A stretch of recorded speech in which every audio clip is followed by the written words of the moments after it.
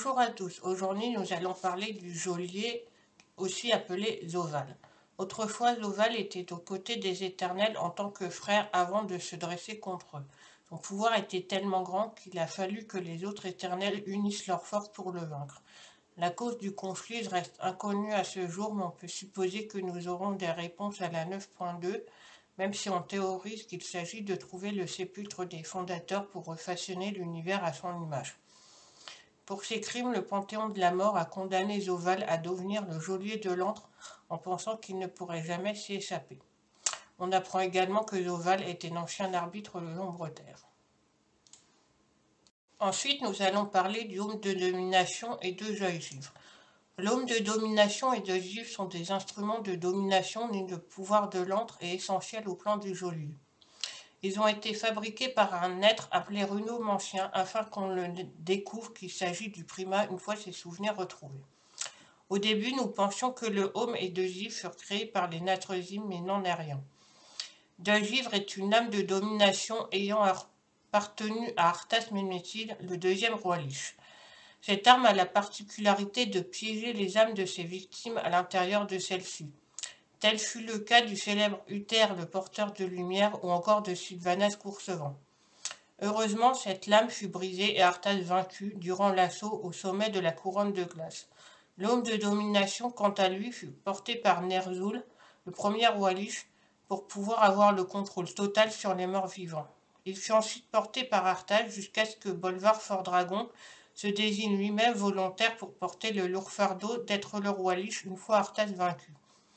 Hélas, son règne fut de courte durée, car Sylvanas Coursevent finit par le défier sans le tuer, pour lui voler le Home et le briser en deux.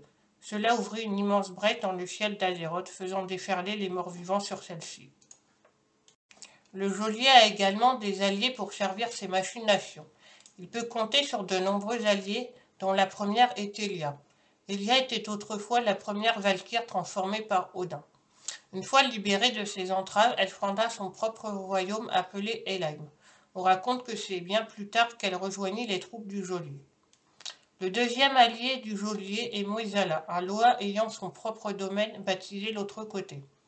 Ce Loa de la mort était connu pour exiger des sacrifices et des démonstrations violentes de vénération.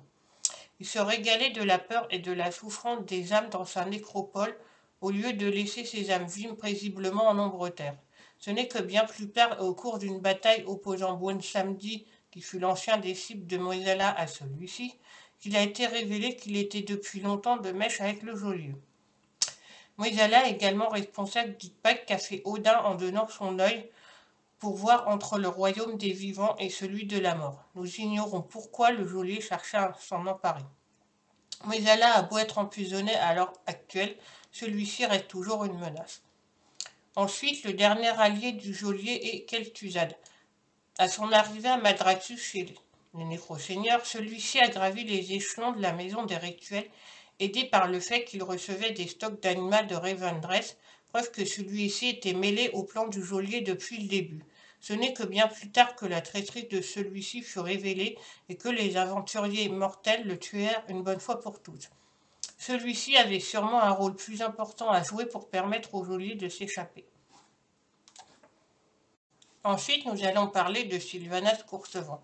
Les mystères entourant la collaboration entre Sylvanas Coursevent et le geôlier restent flous et de nombreuses questions se posent.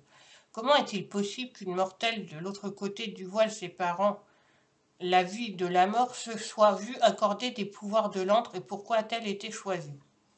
Installée au rôle de chef de guerre grâce à l'affluence de son bienfaiteur désormais connu, Sylvanas a remboursé sa dette envers lui en lançant l'attaque de Teldrassil, et ce conflit et ceux qui suivirent se sont soldés par l'arrivée d'un nombre incalculable d'âmes en Ombre-Terre et surtout dans le royaume de l'antre. Plus tard, après avoir brisé le Home de domination et ouvert une faille menant vers l'antre, elle envoie des Kyrians entre Lich capturer les différents chefs de faction. Tous les dirigeants furent sauvés et ramenés à Oribos, sauf Anduin-Vryn, qui est à l'heure actuelle devenu un pion au service du geôlier. Et enfin, nous allons parler du lore de la 9.2 concernant le geôlier. À la fin du raid de la 9.1, Sylvanas Coursevent se rebelle contre le geôlier en disant qu'elle refuse catégoriquement qu'il devienne son maître. Celui-ci rend son fragment d'âme et elle redevient comme avant, mais sans porter son armure et son arc cette fois-ci.